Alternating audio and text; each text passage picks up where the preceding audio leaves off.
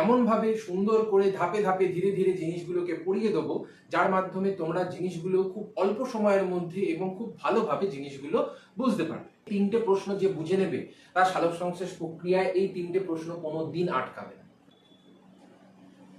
নমস্কার বন্ধুরা, তোমাদের সবাইকে স্বাগত তোমাদের নিজস্ব চ্যানেল বায়োটপার্স ল্যাবের মধ্যে। এই চ্যানেলের মধ্যে তোমরা কি পেতে চলেছো? এই চ্যানেলের মধ্যে তোমরা বিভিন্ন ধরনের শর্ট নোটস, একদম সিম্পল এবং সহজ সরল ভাবে কনসেপ্টের বিল্ডিং তৈরি হবে এবং সেই কনসেপ্টের মাধ্যমে কিন্তু খুব সহজেই তোমরা যে কোনো ধরনের প্রশ্নের উত্তর পরীক্ষার খাতায় খুব সহজেই লিখতে পারবে। সেখানে কোনো ধরনের তোমাদের বাধার কিন্তু সম্মুখীন হতে হবে না।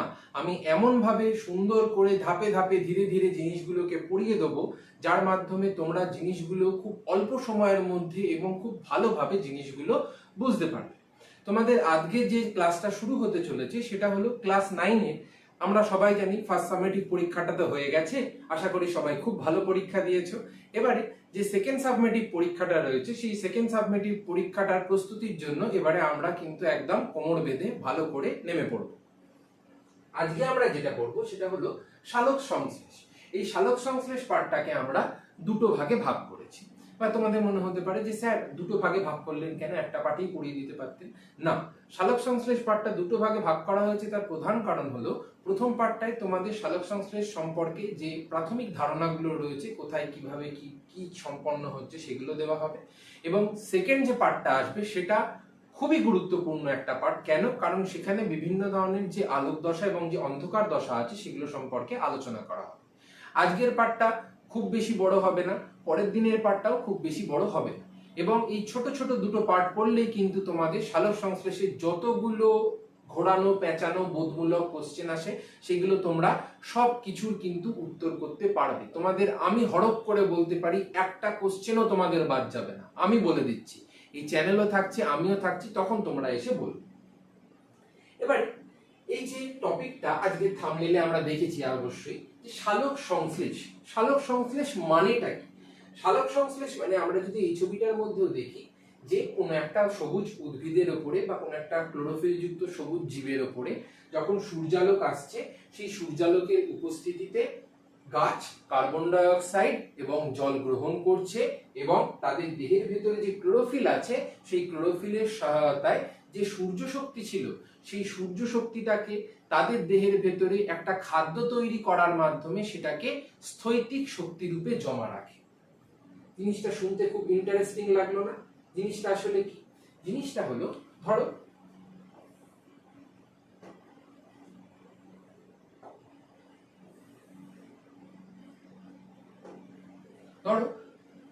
বাতাস থেকে আমরা কি জানি, ছোটবেলা থেকে যে উদ্ভিদ কার্বন ডাই অক্সাইড গ্রহণ করে থাকে, মানে আমরা লিখতেই পারি যে কার্বন ডাই অক্সাইড গ্রহণ করেছে। এসব ছয়টা এগুলো পরে বুঝবো। কার্বন ডাই অক্সাইড গ্রহণ করলো, তার সঙ্গে সঙ্গে মাটি থেকে মূলের মাধ্যমে জলও গ্রহণ করলো, এই দুটো গ্রহণ করলো। এবং উদ্ভিদ দেহের ভিতরে কি কি আছে? ক্লোরোফিল আছে, যার ফলে কোনো একটা উদ্ভিদ সবুজ হয়ে থাকে।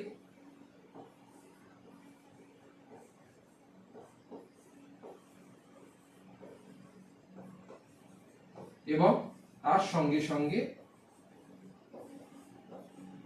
সূর্যালোক। এই চারটে জিনিসের সাহায্যে কি তৈরি হচ্ছে? তৈরি হচ্ছে হলো গ্লুকোজ।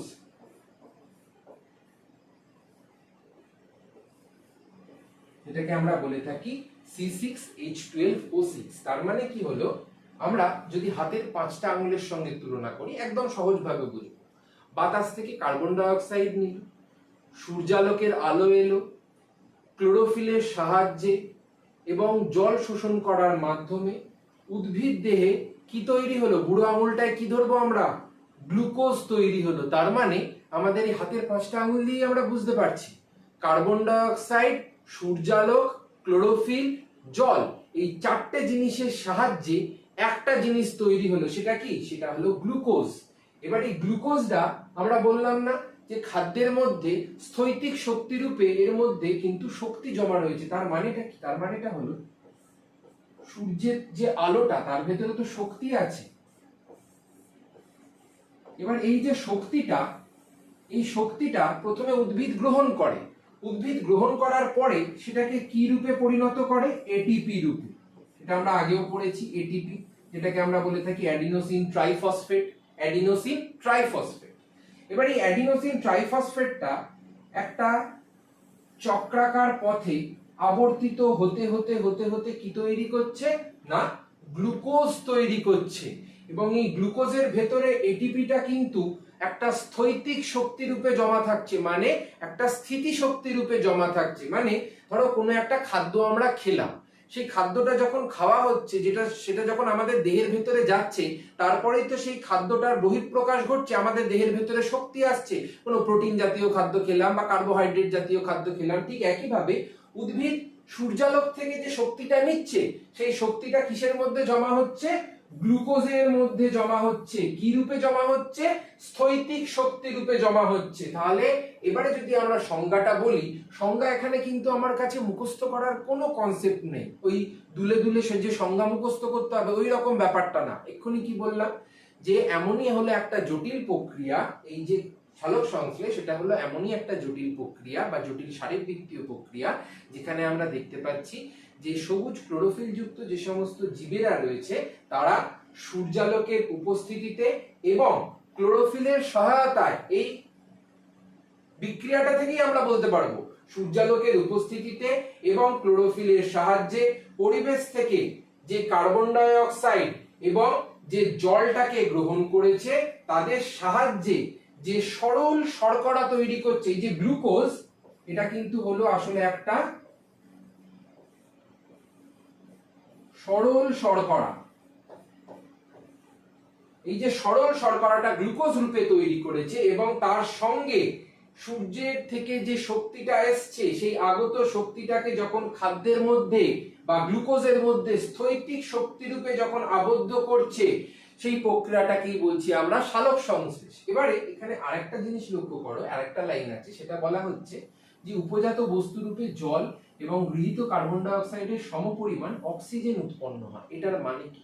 ধরো যখন কোনো একটা জিনিস তৈরি হচ্ছে, তার সঙ্গে কিছু উপজাত পদার্থও তৈরি হয়, মানে কিছু বাই প্রোডাক্ট তৈরি হয়, যেগুলো উদ্ভিদ নিজের দেহ থেকে বার করে দেয় বা অন্যান্য কাজে লাগায়। মানে এই প্রক্রিয়াটা চলাকালীন সেগুলো তৈরি হয়ে গেছে, উদ্ভিদ ইচ্ছা করে তৈরি করেনি, তৈরি হয়ে গেছে। এবার এই যে উপজাত বস্তুগুলো রয়েছে, কি কি উপজাত বস্তু আছে?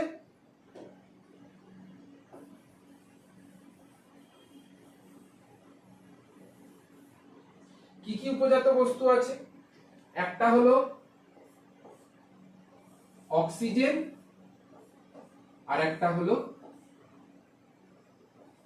জল। ঠিক আছে, তাহলে আমরা এক্ষুনি কি বললাম যে কার্বন ডাই অক্সাইডের সমপরিমাণ, সমপরিমাণ মানে কি? এখানে 6 অণু কার্বন ডাই অক্সাইড এসেছিল, 6টা কার্বন ডাই অক্সাইড এসেছিল, ঠিক একইভাবে এখানেও কিন্তু 6টা অক্সিজেনই তৈরি হবে, 6টা অক্সিজেনই তৈরি হবে। এবং তার সঙ্গে সঙ্গে কার্বন ডাই অক্সাইডটা উদ্ভিদ গ্রহণ করেছিল এবং উদ্ভিদ কি বর্জন করে? আমাদের শ্বাস প্রশ্বাস নেওয়ার সাহায্যের জন্য অক্সিজেন বর্জন করে এবং তার সঙ্গে সঙ্গে 6 অণু জলও কিন্তু উৎপন্ন হলো।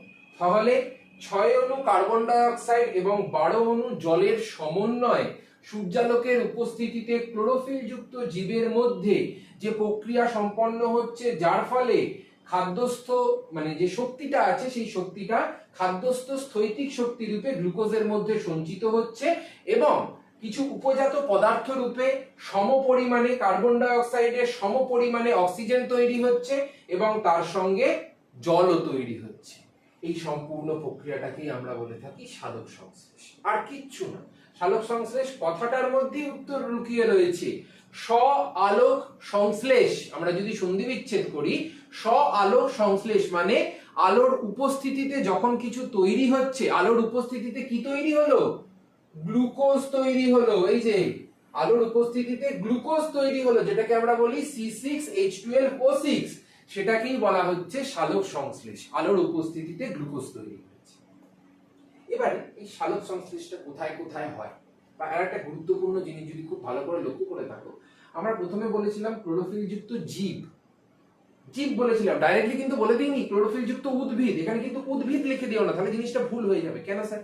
তার কারণ হলো ক্লোরোফিল যুক্ত জীব মানে হলো বিভিন্ন ধরনের নিম্ন শ্রেণীর জীব আছে, তাদের মধ্যেও কিন্তু আমরা ক্লোরোফিলের উপস্থিতি দেখতে পাই, বা বিভিন্ন ধরনের ব্যাকটেরিয়া রয়েছে, তারাও কিন্তু ক্লোরোফিলের উপস্থিতিতে, সূর্যালোকের উপস্থিতিতে তারাও কিন্তু খাদ্যকে তৈরি করে থাকে। ক্রাইসামিবা আছে, রোডোস্পাইরিলাম আছে, রোডোসিউডোমোনাস আছে, এগুলো আমরা এক এক করে আলোচনা করব। সেই জন্যে আমরা প্রথমেই ডিক্লেয়ার করে দিতে পারবো না যে ক্লোরোফিল যুক্ত উদ্ভিদ, আমরা বলবো ক্লোরোফিল যুক্ত জীব। প্রধানত যে সবুজ উদ্ভিদগুলো রয়েছে তাদের মধ্যে আমরা এই সালোক সংশ্লেষ প্রক্রিয়াটা দেখতে পাচ্ছি। এবারে এই সালোক সংশ্লেষ প্রক্রিয়াটা কোথায় সম্পন্ন হয়? আমরা সবাই জানি যে পাতা রয়েছে, সেই পাতা দেখো সূর্যের যে আলো থেকে যে শক্তিটা আসছে,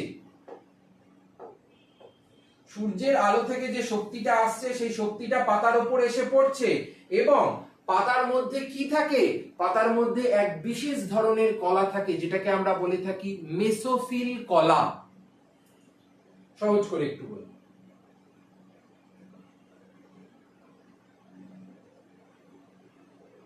ধরো একটা পাতা আছে, ঠিক আছে, এটা হলো একটা পাতা। পাতার উপরে আলো এসে এরকম ভাবে পড়লো। এবার আলো এসে এরকম ভাবে পড়ার ফলে কি হচ্ছে না, এই পাতার ভেতরে এক বিশেষ কলা থাকে, যেটাকে বলা হয়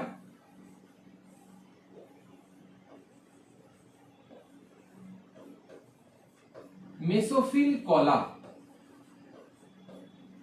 ঠিক আছে। এবার এই মেসোফিল কলার ভেতরে এক বিশেষ ধরনের কোষ থাকে। তোমরা ফার্স্ট সেমেটিক পরীক্ষায় প্লাস্টিড পড়েছিলে, প্লাস্টিডের মধ্যে পড়েছিলে না ক্লোরোপ্লাস্টিড?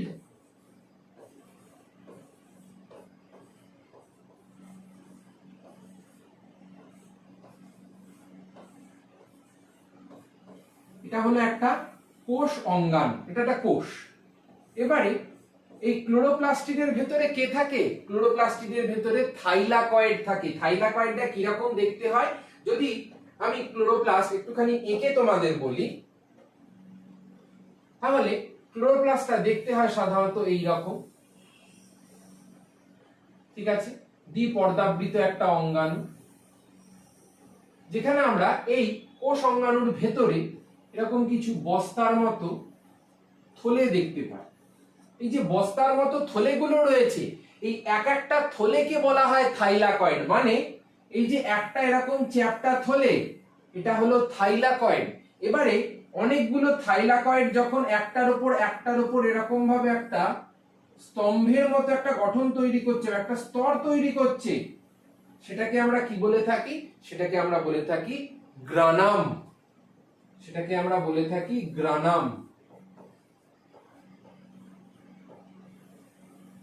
কিন্তু আমাদের জানতে হবে কি? আমাদের জানতে হবে এই থাইলাকয়েড, এই থাইলাকয়েডের ভেতরে এক ধরনের বিশেষ দানা থাকে। এটা তো থাইলাকয়েড।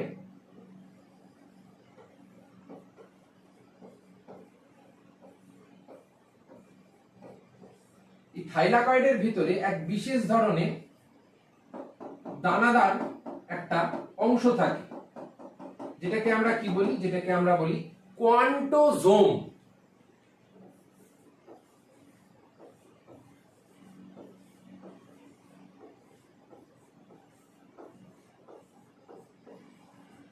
এটাকে আমরা কি বলছি?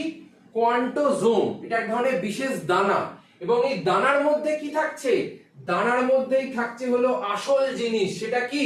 সেটা হলো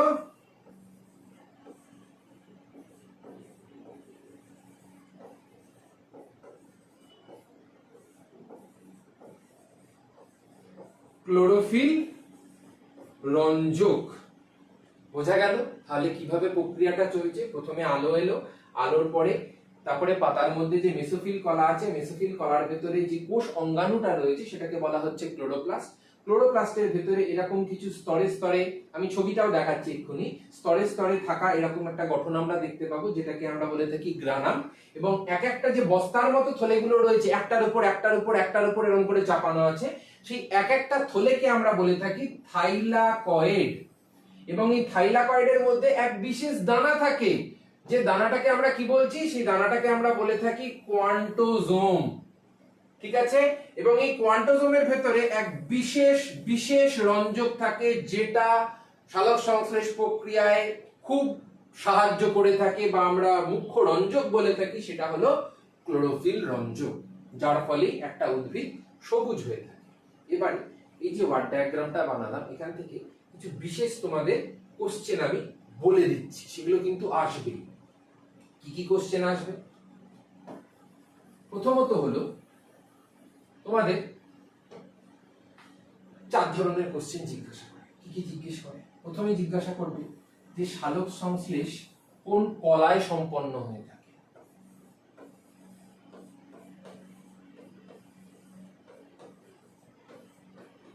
কোন কলায় সম্পন্ন হয়? আমরা বলবো মেসোফিল কলায় সম্পন্ন হয়।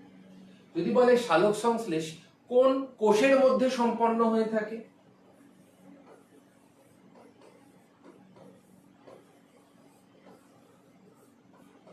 কোন কোষের মধ্যে সম্পন্ন হয়ে থাকে? ক্লোরোপ্লাস্টিডের মধ্যে সম্পন্ন হয়ে থাকে। অথবা কোষ না গিয়ে বলতে পারে কোন কোষীয় অঙ্গাণুর মধ্যে থাকতে পারে, তাও আমরা বলবো ক্লোরোপ্লাস্ট।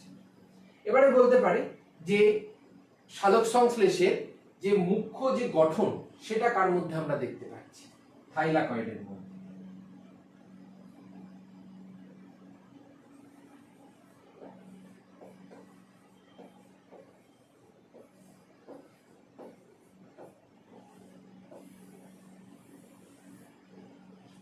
ঠিক আছে, তারপরে চলে আসো কোন একক সালোক সংশ্লেষের একক জিজ্ঞাসা করা হয়, যে সালোক সংশ্লেষীয় একক কি? কোয়ান্টোজোম।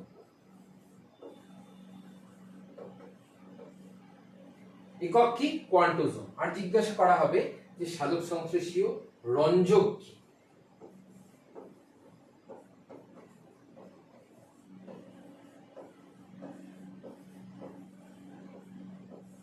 সালোক সংশ্লেষীয় রঞ্জক কি?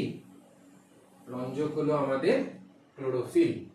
ঠিক আছে, এবার অনেক সময় এখান থেকে জিজ্ঞেস করে ফেলে যে সালোক সংশ্লেষীয় মুখ্য রঞ্জক কি।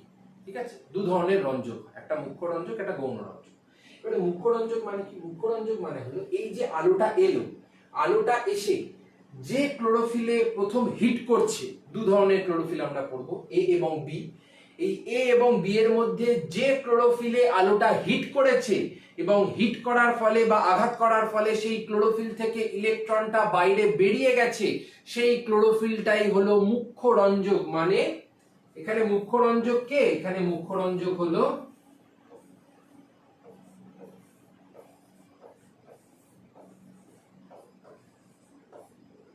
Chlorophyll A.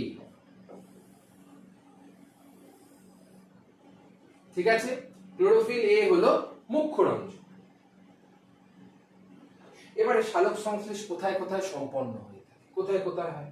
প্রথমত হলো পাতার যে মেসোফিল কলা আছে, সেই মেসোফিল কলার ভেতরে এতক্ষণ ধরে আমরা দেখলাম যে মেসোফিল কলা, তার ভেতরে ক্লোরোপ্লাস্টিড, তার ভেতরে থাইলাকয়েড, তার ভেতরে কোয়ান্টোজোম, তার ভেতরে ক্লোরোফিল রঞ্জক, তার ভেতরে তাহলে সম্পন্ন হচ্ছে, মানে আমরা ছোট ভাষায় বলতে পারি পাতার মেসোফিল কলায় সম্পন্ন হচ্ছে। এছাড়া যে সমস্ত সবুজ ফলোত্বক রয়েছে বা কাঁচা ফলোত্বক রয়েছে, সেই সমস্ত জায়গাতেও হয়।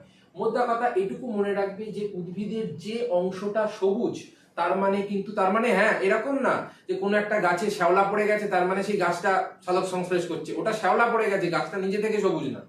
কোনো একটা উদ্ভিদের যখন কাঁচা ফলোত্বক বা কচি ফল, তাদের যখন বাইরেরটাও যখন সবুজ রঙের হচ্ছে আবরণটা, সেটাও কিন্তু সালোক সংশ্লেষ প্রক্রিয়ার মাধ্যমে কি জানছি আমরা খাদ্য তৈরি করতে সাহায্য করে থাকে। যেমন ধরে নিলাম কচি ডাব, ঠিক আছে, বা কচি আম, কাঁচা আম যেগুলো রয়েছে সেগুলো কিন্তু সবুজ বর্ণেরই হয় এবং তারাও সালোক সংশ্লেষ প্রক্রিয়ায় সাহায্য করে। এরপরে হলো ফুলের বৃতি। বৃতি মানে কি? বৃতি মানে হলো আমরা জবা ফুলের নিচের দিকে যদি লক্ষ্য করি,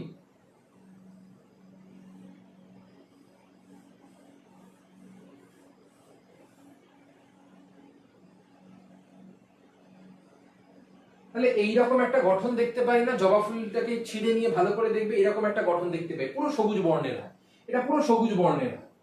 এবং এরা যেহেতু সবুজ বর্ণে তার মানে এরাও কিন্তু সালোক সংশ্লেষ প্রক্রিয়ায় খাদ্য তৈরি করতে পারবে। তারপরে চলে আসো অর্কিড এবং গুলঞ্চের আত্তীকরণ মূলে। এই ছবিটা একটু আমরা দেখব। এই যে অর্কিড এবং গুলঞ্চের যে আত্তীকরণ মূল রয়েছে, মানে এখানে ছবিটার মধ্যে বুঝতে পারছি না আমরা যে মূলগুলো সবুজ সবুজ না, সবুজ সবুজ মানে কি, তার মানে হলো তার মধ্যে ক্লোরোফিল আছে। তার মানে কি, তার মানে এরাও সালোক সংশ্লেষ প্রক্রিয়ায় সাহায্য করে থাকে। কাদের কাদের মধ্যে আমরা দেখতে পাচ্ছি,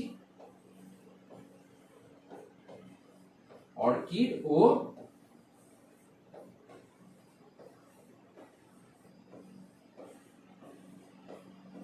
গুলঞ্চের আত্তীকরণ মূল।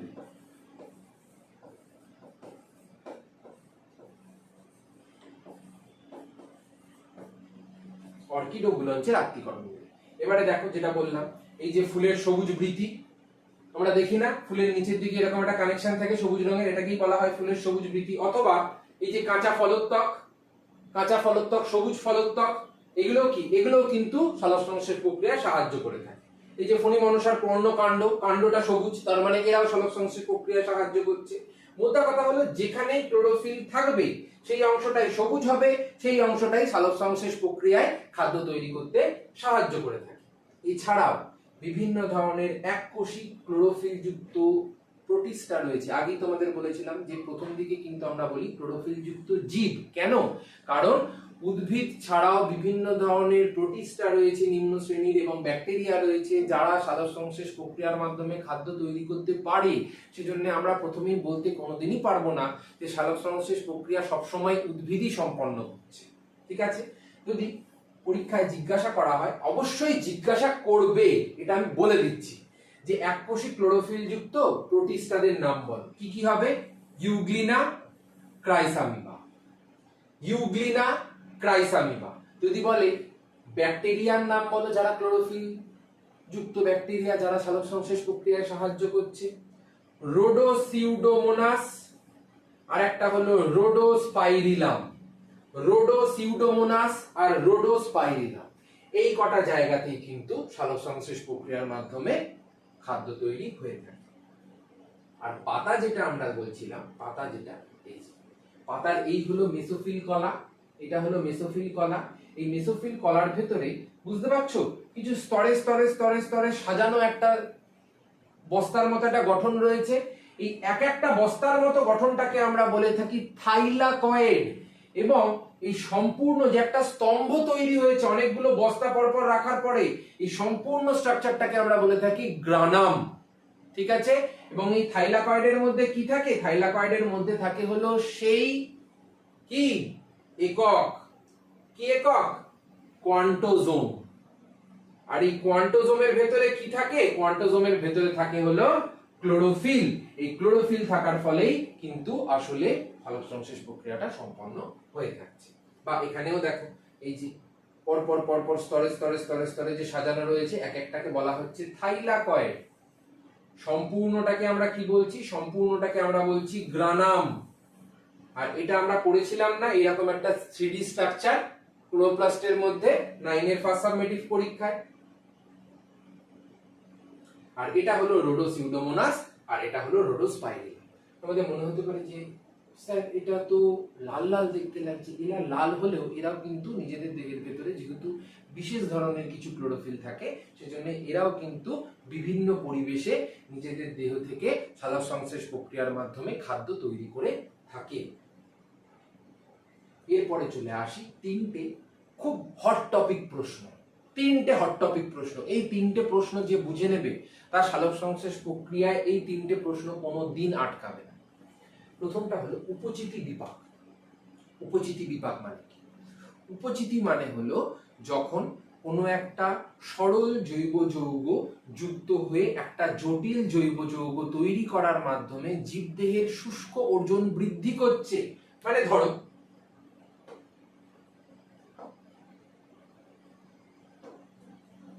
আমরা সালোক সংশ্লেষ প্রক্রিয়ায় কি দেখছিলাম? 6CO2 প্লাস 12H2O থেকে কি তৈরি হচ্ছে? C6 H12O6 এবং তার সঙ্গে সঙ্গে সমপরিমাণ অক্সিজেন এবং জলও তৈরি হচ্ছে। এই তো দেখলাম। এবার এখানে কি ছিল? এখানে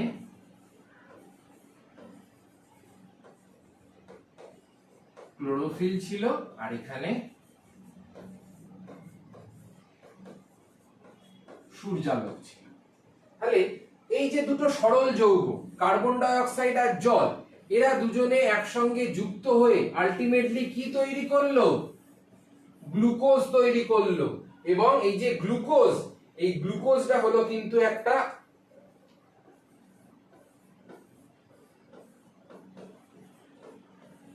জটিল উপাদান। তোমাদের মনে হতে পারে যে স্যার আপনি তো প্রথমের দিকে বললেন যে এটা হলো সরল শর্করা, এখন বলছেন জটিল উপাদান। জটিল উপাদান বলার কারণ হলো যখন আমরা সরল উপাদান কখন বলি, এরা হলো সরল উপাদান যখন আমরা দেখব দুটো পরমাণুর সমন্বয়ে তৈরি হয়েছে। কার্বন ডাই অক্সাইডের মধ্যে কি কি আছে? কার্বন আছে, অক্সিজেন আছে।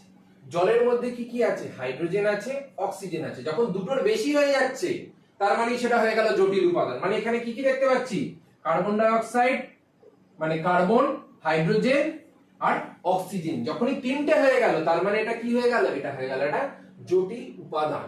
এবং এই গ্লুকোজ বা জটিল উপাদানটা তৈরি করার মাধ্যমে জীবদেহের বা উদ্ভিদ দেহের শুষ্ক ওজন বৃদ্ধি পায়। এবার এই শুষ্ক ওজন যেহেতু বৃদ্ধি পাচ্ছে, শুষ্ক ওজন যেহেতু উদ্ভিদের বৃদ্ধি পাচ্ছে, তার ফলে আমরা এটাকে বলে থাকি উপচিতি বিপাক। উপচিতি বিপাক মানে একটা জিনিসই মনে রাখবে,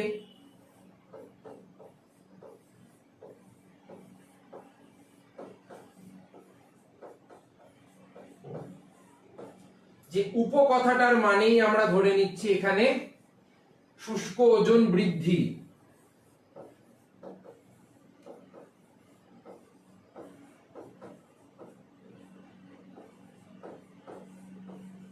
তার মানে শুষ্ক ওজন বৃদ্ধি করার জন্য নিশ্চয়ই তো কিছু বানাতে হবে বা কিছু খেতে হবে বা সবুজই হতে হবে যারা নিজেদের দেহেরই ওজনটা বাড়িয়ে যাচ্ছে। এবার ওজন যখন বাড়ছে তার মানে কিছু তো তৈরি হচ্ছে। তৈরি কোন প্রক্রিয়ায় হচ্ছে? সালোক সংশ্লেষ প্রক্রিয়ায় হচ্ছে, অন্য কোনো না, সালোক সংশ্লেষ প্রক্রিয়ায় হচ্ছে। এই জন্যই সালোক সংশ্লেষকে আমরা বলে থাকি উপচিতি বিপাক। কেন? কারণ এখানে গ্লুকোজ তৈরি হওয়ার মাধ্যমে জীবদেহে বা উদ্ভিদ দেহে শুষ্ক ওজনটা বৃদ্ধি পাচ্ছে, উদ্ভিদটা ভারী হয়ে যাচ্ছে। তারপরে চলে আসো জারণ বিজারণ প্রক্রিয়া। এটা খুব মন দিয়ে এবং ভালো করে শুনবে, একটা পয়েন্টও মিস করবে না এবং স্কিপ করবে না। স্কিপ করলেই কিন্তু তোমরা বড় সমস্যায় পড়ে যাবে, তখন আর বুঝতে পারবে না। এখানে আমি প্রত্যেকটা জিনিস আলাদা আলাদা কালার দিয়ে লিখছি, ওই জন্য ধৈর্য ধরে দেখো জিনিসটা পুরোটা। 6 অণু কার্বন ডাই অক্সাইড আছে,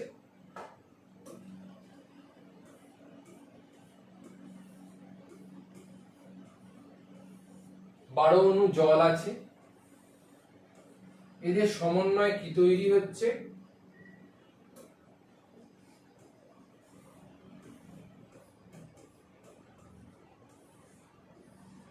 এক অণু গ্লুকোজ তৈরি হচ্ছে, তার সঙ্গে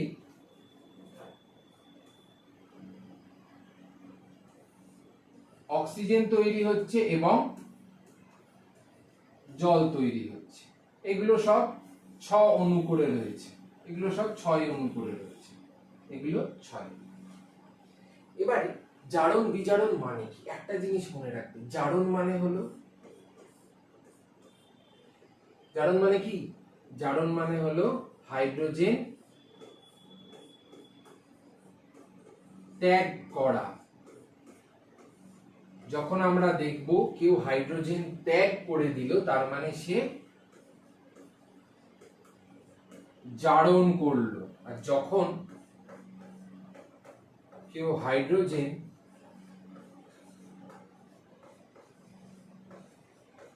গ্রহণ করলো তার মানে সে কি করলো? সে বিজারণ করলো। ঠিক আছে, এই জিনিসটা মনে রাখতে হবে। এবার এখানে কে ছাড়লো কে ধরলো সেটা একটু দেখে নিই আমরা।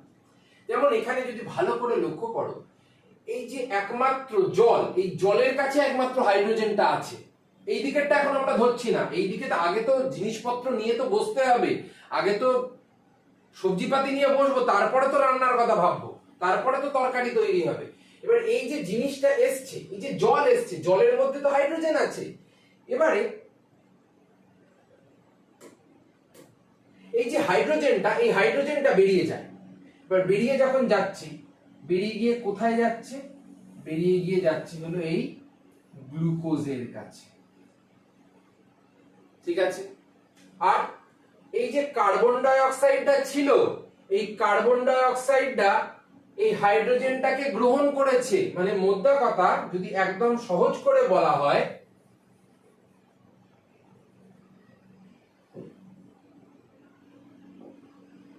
তাহলে এই যে কার্বন ডাই অক্সাইডটা ছিল, এই কার্বন ডাই অক্সাইডটা এই হাইড্রোজেনটাকে যেহেতু গ্রহণ করেছে, এখানে আমরা দেখতে পাচ্ছি গ্রহণ করেছে, সেই জন্য এই প্রক্রিয়াটাকে আমরা কি বলবো? এই প্রক্রিয়াটাকে আমরা বলবো বিজারণ প্রক্রিয়া।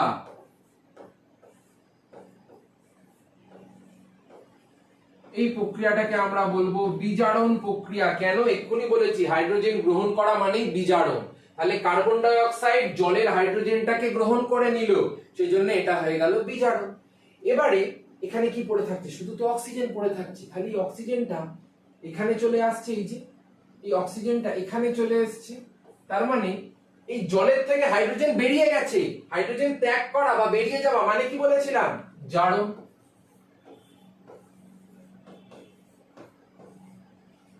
একদম সহজভাবে কার্বন ডাই অক্সাইড হাইড্রোজেন নিল, তাই হলো বিজারণ। জল হাইড্রোজেন ছেড়ে দিল, সেই জন্য হয়ে গেল জারণ। বোঝা গেল? এবারে অনেক সময় তোমাদের খুব গুরুত্বপূর্ণ একটা প্রশ্ন আসে, জিজ্ঞাসা করা হয় যে এই যে গ্লুকোজ, এই যে গ্লুকোজ, এই গ্লুকোজের মধ্যে কার্বন, হাইড্রোজেন এবং অক্সিজেন তিনটে যে পরমাণু রয়েছে, এই তিনটে পরমাণু কোথা কোথা থেকে এসছে? প্রথমে এই যে কার্বনটা রয়েছে, এটা কার্বন ডাই অক্সাইডটা থেকেই এসছে, যেটা হলো এই কার্বন ডাই অক্সাইডটা, সেখান থেকেই এসছে। এই যে অক্সিজেন, এটাও এসছে সেই সেম কার্বন ডাই অক্সাইড থেকে। আর এই যে হাইড্রোজেন, হাইড্রোজেনটা কোথা থেকে এসছে? হাইড্রোজেনটা এসছে এই জলটা থেকে, কারণ একমাত্র এর কাছেই হাইড্রোজেন ছিল। তাহলে এই তিনটে জিনিস মনে থাকবে, সবাই নোট করে দেবে। তোমাদের জিজ্ঞেস করা হয় এই যে গ্লুকোজ, এই গ্লুকোজের মধ্যে কার্বন, হাইড্রোজেন এবং অক্সিজেন এই তিনটে রয়েছে, এই তিনটের পরমাণুর দিক থেকে কোথায় কোথায় থেকে কে কে এসেছে। বোঝা গেল?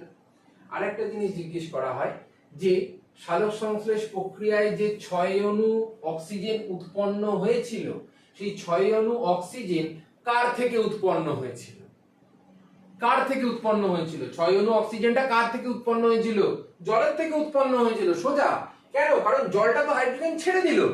এবার জল হাইড্রোজেন যখন ছেড়ে দিল, তার ফলে তার কাছে পড়ে কি থাকছে? এখন এটা যদি আমি বাদ দিয়ে দিই, তাহলে পড়ে কি থাকছে? শুধুমাত্র অক্সিজেনই পড়ে থাকছে। তার মানে এখানে কি যাচ্ছে? এখানে অক্সিজেনটাই তো যাচ্ছে। তার মানে জল থেকে কিন্তু কি তৈরি হয়েছে? অক্সিজেন তৈরি হয়েছে। আর যদি বলা হয় গ্লুকোজ কার থেকে তৈরি হয়েছে? কার্বন ডাই অক্সাইড এবং তার সঙ্গে সঙ্গে যে হাইড্রোজেন পরমাণু, এদের দুজনের সমন্বয়ে তৈরি হয়েছে হলো গ্লুকোজ। আরেকটা যেটা গুরুত্বপূর্ণ প্রশ্ন, তিনটে বলেছিলাম, দুটো হয়ে গেল, আর একটা লাস্ট গুরুত্বপূর্ণ প্রশ্ন, সেটা হলো অঙ্গার আত্তীকরণ। সালোক সংশ্লেষকে অঙ্গার আত্তীকরণ কেন বলা হয়?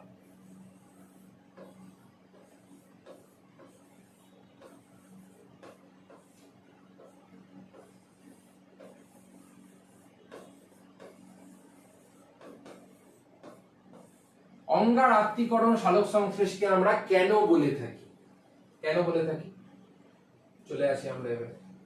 ধরো এই যে কার্বন ডাই অক্সাইড 12 অণু জল রয়েছে, তাদের সমন্বয়ে কি তৈরি হলো?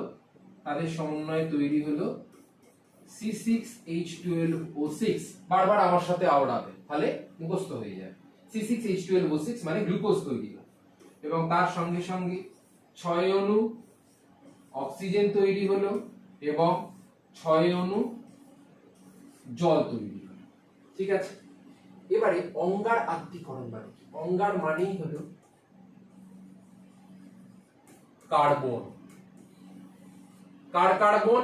কার্বন ডাই অক্সাইডের কার্বন। তাহলে আমরা বলতেই পারি যে এই যে কার্বন ডাই অক্সাইডের কার্বনটা ছিল, আমরা আগের স্লাইডেই পড়ে এলাম যে কার্বন ডাই অক্সাইডের কার্বন এবং অক্সিজেন এবং তার সঙ্গে সঙ্গে হাইড্রোজেনের জল, এরা মিলিত হয়ে তৈরি হয়েছে গ্লুকোজ। তাহলে আমরা বলতে পারি যে সালোক সংশ্লেষ প্রক্রিয়ায় যে গ্লুকোজটা তৈরি হয়েছে তার মধ্যে যে কার্বনটা, এই যে কার্বনটা এটা কোথা থেকে এসেছে? একমাত্র এসেছে, এটা সোর্স হলো কার্বন ডাই অক্সাইডের কার্বন। এবং আত্তীকরণ মানে কি? আত্তীকরণ মানে হলো যখন কোনো একটা জিনিস কোনো একটা দেহে প্রবেশ করার পরে সেই উপাদানটা তৈরি করতে সাহায্য করে এবং তার মধ্যে উপস্থিত থাকে। সহজ কথায় বললে, কার্বন ডাই অক্সাইড উদ্ভিদ দেহে প্রবেশ করেছিল সালোক সংশ্লেষ প্রক্রিয়ায় সাহায্য করার উদ্দেশ্যে, কিন্তু এই কার্বনটাকে ধরে বেঁধে নিয়ে কার মধ্যে ঢুকিয়ে দেওয়া হয়েছে? গ্লুকোজের মধ্যে ঢুকিয়ে দেওয়া হয়েছে এবং গ্লুকোজ উৎপন্ন করা হয়েছে বা গ্লুকোজ সংশ্লেষ করা হয়েছে।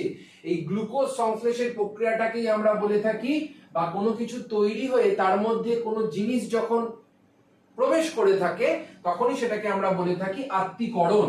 এবং এই আত্তীকরণের ফলে কি হচ্ছে? আত্তীকরণের ফলে আমরা দেখতে পাচ্ছি যে কার্বন বা যে অঙ্গারটা ছিল, অঙ্গার, সেই অঙ্গারটা গ্লুকোজের মধ্যে প্রবেশ করে গেছে।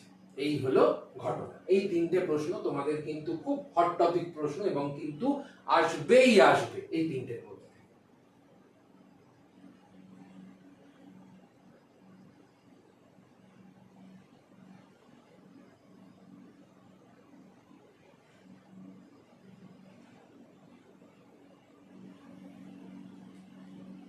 এবারে তাহলে আমাদের আজকের এই যে চারটে টপিক ছিল, একদম অল্প সময়ের মধ্যেই চারটে টপিক আমাদের কভার করা হয়ে গেল। সেখানে আর আমাদের কিন্তু কোনো সমস্যা আর আসবে না।